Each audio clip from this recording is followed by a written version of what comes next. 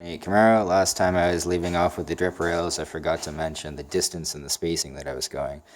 So again, recap, I wire wheel zipped off all the seam sealer, cleaned up the edges so I could see the inside, make sure I didn't have any stuff in the way or any paint in the way to distract my line of sight for cutting off the edge. And I would go about 3 or 4 inches at a time, very carefully on the inside, cutting just along the seam to make sure that I left myself lots of metal on the inside to grind off.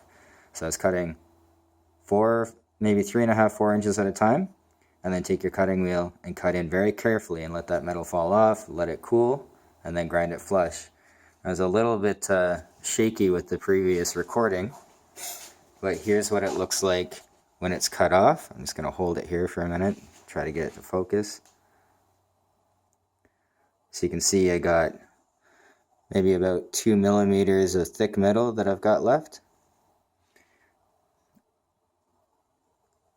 And then when you take the 24 grit wheel very carefully, gently, because you don't want it to bite in, that's where I went nice and flush along the edge. Now watch for separation.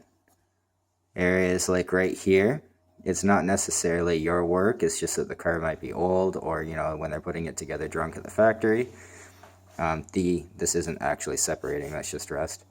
But I ran into a situation at the bottom of the drip rail where I had a little bit of metal, probably due to weathering, that was starting to pull away. I just took a hammer and a punch and pushed it in, and I'm going to fill in this area with a MIG welder and take careful assessment of what I'm going to do with the lower window.